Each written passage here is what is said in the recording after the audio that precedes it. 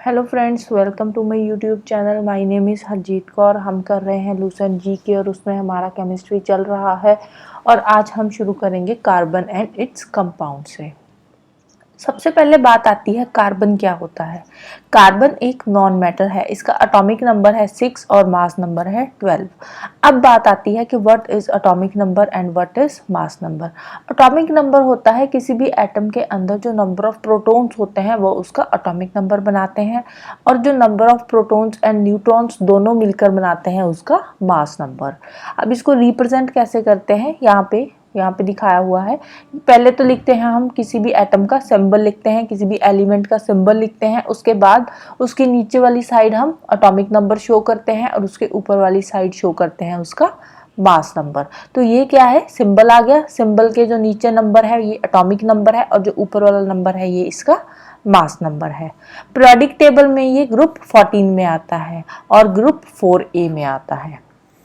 फिर आता है कार्बन की वैलेंसी। कार्बन की वैलेंसी कितनी है, 4 है। वैलेंसी क्या होता है, वैलेंसी होता है कि किसी भी एलिमेंट के साथ और कितने ज़्यादा एटम्स उसके साथ अटैच हो सकते हैं, उसको बोलते हैं उसकी वैलेंसी। तो कार्बन की वैलेंसी 4 है। फिर आता है एलोट्रॉपी। एलोट्रॉपी क्या होता है, एलोट्रॉपी वो सब्सटेंसेस होते हैं जिनकी केमिकल प्रॉपर्टीज तो सेम होती है लेकिन फिजिकल प्रॉपर्टीज डिफरेंट होती है, उसको बोलते हैं एलोट्रॉप्स। और ये जो प्रॉपर्टी है इसको बोलते हैं एलोट्रॉपी। फॉर एग्जाम्पल कार्बन की एलोट्रॉपीज कौन कौन सी है, डायमंड हो गया, ग्रेफाइट हो गया, चारकोल हो गया। अब ये जो डायमंड ग्रेफाइट है ये बने तो कार्बन से ही है ना, तो इट मीन्स इनकी जो केमिकल प्रॉपर्टीज है वो सेम है। कार्बन हो गया, डायमंड, ग्रेफाइट, इनकी केमिकल प्रॉपर्टीज सेम है बट फिजिकल प्रॉपर्टीज अलग अलग है। अब कार्बन और डायमंड में ही देख लो, जमीन आसमान का फर्क है। कहाँ कार्बन ब्लैक कलर का होता है, कहाँ पे डायमंड जो कि बिल्कुल ही ट्रांसपेरेंट होता है। तो डायमंड क्या है, डायमंड एक कार्बन की ही प्योरेस्ट फॉर्म है। तो इसीलिए कार्बन और डायमंड की केमिकल प्रॉपर्टीज तो सेम है बट फिजिकल प्रॉपर्टीज अलग अलग है। तो सबसे पहले डायमंड को देख लेते हैं थोड़ा सा डिटेल में। डायमंड क्या है, डायमंड कार्बन की एक प्योरेस्ट फॉर्म है।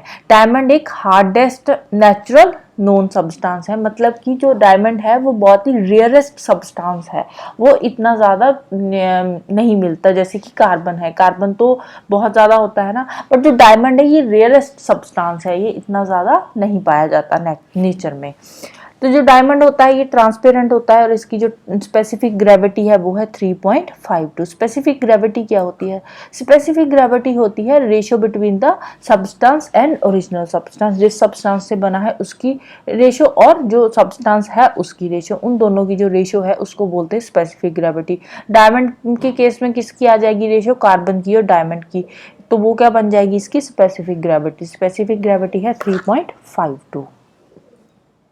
फिर आता है कंडक्टिसिटी। जो डायमंड है ये इलेक्ट्रिसिटी और हीट का बैड कंडक्टर है। इसका रिफ्रैक्टिव इंडेक्स बहुत हाई होता है, कितना है 2.415 है इसका रिफ्रैक्टिव इंडेक्स।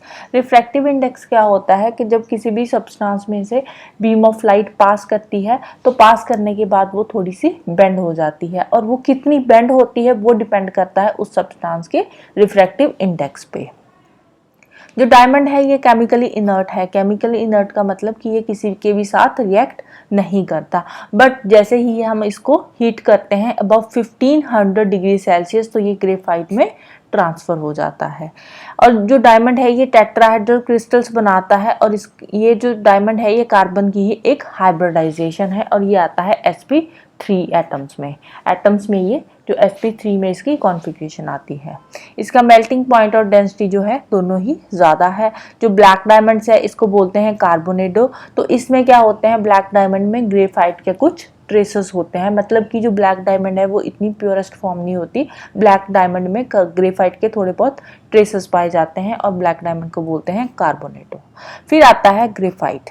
ग्रेफाइट को प्लम्बैगो भी बोलते हैं, ब्लैक लेड भी बोलते हैं। जो ग्रेफाइट होता है ये सॉफ्ट सा एक सब्सटेंस होता है, सॉफ्ट होता है, ग्रीसी होता है, डार्क ग्रेइश कलर का एक क्रिस्टलाइन सॉलिड होता है।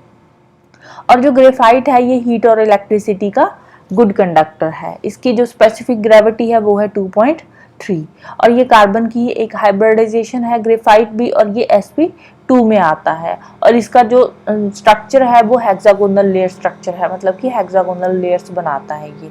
और केमिकली ये डायमंड से ज़्यादा रिएक्टिव है। डायमंड तो इनर्ट था ना, बट ये जो है ग्रेफाइट है ये केमिकली डायमंड से ज़्यादा रिएक्टिव है। इसकी जो लेयर्स होती है ना, अब यहाँ पे हमने देखा कि हेक्सागोनल लेयर स्ट्रक्चर बनाता है, तो इसकी जो लेयर स्ट्रक्चर है ना उसके बीच में वीक वंडरवाल फोर्सेस होती है। वंडरवाल फोर्सेस क्या होती है, ये बेसिकली एक फोर्स ऑफ अट्रैक्शन होती है। तो इनकी लेयर्स के बीच में वीक वंडरवाल फोर्सेस होती है। अब ग्रेफाइट के यूजेस क्या क्या है? ग्रेफाइट को यूज किया जाता है इलेक्ट्रिक फर्नेसेस में, जो इलेक्ट्रोड्स बनते हैं वो ग्रेफाइट के बनाए जाते हैं। क्रूसिबल में या इसको रिफ्रैक्टरी क्रूसिबल बनाने के लिए यूज किया जाता है। जो लेड पेंसिल्स है उनको बनाने के लिए यूज किया जाता है। जो पेंसिल का सिक्का होता है उसको बनाने के लिए ग्रेफाइट यूज किया जाता है। न्यूक्लियर रिएक्टर में इसको एज ए मॉडरेटर यूज किया जाता है। मशीनरी में इसको एज ए लुब्रिकेंट यूज किया जाता है और स्टील मैन्युफैक्चरिंग इंडस्ट्री में इसको as a reducing agent use किया जाता है। फिर आता है हाइड्रोकार्बन्स। हाइड्रोकार्बन्स क्या है? नाम से ही पता चलता है, जो हाइड्रोजन और कार्बन के कंपाउंड्स होते हैं उनको बोलते हैं हाइड्रोकार्बन्स। हाइड्रोकार्बन्स क्या है? ये केमिस्ट्री की एक वो ब्रांच है जिसमें हम हाइड्रोकार्बन और उनके डेरिवेटिव्स के बारे में स्टडी करते हैं, उसको बोलते हैं ऑर्गेनिक केमिस्ट्री। ऑर्गेनिक केमिस्ट्री में बेसिकली हम हाइड्रोकार्बन्स की स्टडी करते हैं और उसके डेरिवेटिव्स की स्टडी करते हैं। जो फर्स्ट ऑर्गेनिक कंपाउंड लेबोरेटरी में बना था वो था यूरिया। तो एग्जाम पॉइंट ऑफ व्यू से ये इन्फॉर्मेशन थोड़ी सी इंपॉर्टेंट हो जाती है। तो जो फर्स्ट ऑर्गेनिक कंपाउंड लेबोरेटरी में बनाया गया था वो था यूरिया। तो नेचुरल सोर्स जो है हाइड्रोकार्बन का वो है पेट्रोलियम। जो नेचुरल सोर्स है जिससे हाइड्रोकार्बन्स बनाए जाते हैं, बाकी के हाइड्रोकार्बन्स बनते हैं, वो है पेट्रोलियम। हाइड्रोकार्बन्स फिर आगे 3 तरह के होते हैं अगर हम इसकी क्लासिफिकेशन देखें तो। कौन कौन से? एक तो saturated hydrocarbons, unsaturated and aromatic hydrocarbons. जो सैचुरेटेड हाइड्रोकार्बन्स होते हैं इनमें जो कार्बन एटम्स होते हैं ना उनके बीच में सिंगल बॉन्ड होता है। सैचुरेटेड हाइड्रोकार्बन्स में जो कार्बन एटम्स होते हैं उनके बीच में सिंगल बॉन्ड होता है। तो जो सैचुरेटेड हाइड्रोकार्बन्स है इनको एल्केन्स या पैराफिन्स भी बोलते हैं। एल्केन्स जो होते हैं ये ऑर्डिनरी लेबोरेटरी कंडीशंस में अनरिएक्टिव होते हैं, तो इसीलिए जो एल्केन्स है इनको पैराफिन्स बोलते हैं, क्योंकि जो पैराफिन्स होते हैं वो लिटिल रिएक्टिव होते हैं, इसी वजह से एल्केन्स को पैराफिन बोलते हैं। फिर आते हैं second unsaturated hydrocarbons. Unsaturated hydrocarbons वो कार्बन एटम्स होते हैं जिनमें कार्बन एटम्स के बीच में या तो फिर डबल बॉन्ड होगा या फिर ट्रिपल बॉन्ड होगा। अब जहाँ पे कार्बन एटम्स के बीच में डबल बॉन्ड होगा उनको बोलते हैं एल्कीन्स। जिन हाइड्रोकार्बन्स में कार्बन एटम्स के बीच में डबल बॉन्ड होगा उन हाइड्रोकार्बन्स को बोलते हैं एल्कीन्स। फॉर एग्जांपल एथिलीन हो गया।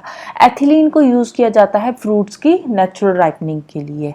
फिर आते हैं जिन हाइड्रोकार्बन्स में कार्बन्स के बीच में ट्रिपल बॉन्ड होता है, ठीक है, ट्रिपल बॉन्ड आएगा यहाँ पे, डबल नहीं आएगा। तो जहाँ पे कार्बन के बीच में ट्रिपल बॉन्ड होता है उनको बोलते हैं एल्काइंस। For example acetylene. या एसिटिलीन को यूज किया जाता है फ्रूट्स की आर्टिफिशियल राइपनिंग के लिए। फिर थर्ड आते हैं एरोमेटिक हाइड्रोकार्बन्स। जो एरोमेटिक हाइड्रोकार्बन्स होते हैं ये होमोसाइक्लिक कार्बन्स होते हैं, होमोसाइक्लिक कंपाउंड्स होते हैं जिनमें एटलीस्ट 1 बेंजीन रिंग होती है। बेंजीन रिंग क्या होता है? बेंजीन रिंग कुछ इस तरह की होती है। तो इसमें एटलीस्ट 1 बेंजीन रिंग होती है जिसमें जो कार्बन एटम्स होते हैं वो एक दूसरे के साथ alternate single and double bonds बनाते हैं। जैसे कि हम यहाँ पे बात कर लें, ये बेंजीन रिंग में कितने आ जाएंगे? ये 6 कार्बन्स आ गए, तो इनमें ऑल्टरनेट सिंगल और डबल बॉन्ड बनेगा। मतलब इसमें सिंगल आ गया तो इसमें डबल बॉन्ड आ जाएगा, यहाँ पे सिंगल आ गया यहाँ पे डबल आ गया, यहाँ पे सिंगल आ गया तो यहाँ पे डबल बॉन्ड बन जाएगा। मतलब कि ऑल्टरनेट सिंगल और डबल बॉन्ड्स बनाते हैं यहाँ पे जो कार्बन एटम्स होते हैं। अब अगर हम ग्रीक में बात करें तो ग्रीक में अरोमा का मतलब होता है स्वीट स्मेल।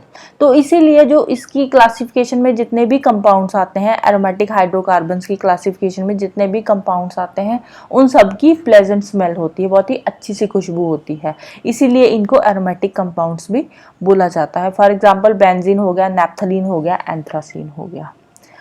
फिर नेक्स्ट आता है आइसोमेरिज्म। आइसोमेरिज्म क्या होता है? 2 या 2 से ज़्यादा ऐसे कंपाउंड्स जिनका मॉलिक्यूलर फॉर्मूला तो सेम हो बट फिजिकल और केमिकल प्रॉपर्टीज डिफरेंट हो, ठीक है। दो या दो से ज़्यादा ऐसे कंपाउंड्स जिनका मॉलिक्यूलर फार्मूला तो सेम होता है लेकिन फिजिकल और केमिकल प्रॉपर्टीज अलग अलग होती है, ऐसे कंपाउंड्स को बोलते हैं आइसोमर्स, और ये जो फिनोमेना है इसको बोलते हैं आइसोमरिज्म। फिर आता है पेट्रोलियम। पेट्रोलियम क्या है? लैटिन में अगर हम बात करें तो पेट्रा का मतलब होता है रॉक और ओलियम का मतलब है ऑयल, मतलब कि रॉक से जो ऑयल निकलता है उसको बोलते हैं पेट्रोलियम। तो पेट्रोलियम क्या होता है? ये डार्क कलर का ऑयली लिक्विड होता है और इसकी ऑफेंसिव ऑर्डर होता है, मतलब बहुत ही गंदी स्मेल होती है। ऑर्डर का मतलब होता है स्मेल, तो इसका ऑफेंसिव ऑर्डर होता है। और ये मिलता कहाँ है? ये अर्थ सरफेस के अंडर मिलता है, बहुत ज़्यादा डेप्थ में ये पेट्रोलियम पाया जाता है। अब अर्थ सरफेस के अंदर बहुत ज़्यादा डेप्थ में पाया जाता है, इसीलिए इसको रॉक ऑयल, मिनरल ऑयल या क्रूड ऑयल भी बोला जाता है, right. So that's all about today. Next हम करेंगे फ्यूल्स के बारे में। तो जाने से पहले वीडियो को लाइक कर देना, शेयर कर देना और चैनल को सब्सक्राइब कर लेना। Thank you, bye bye and have a nice day.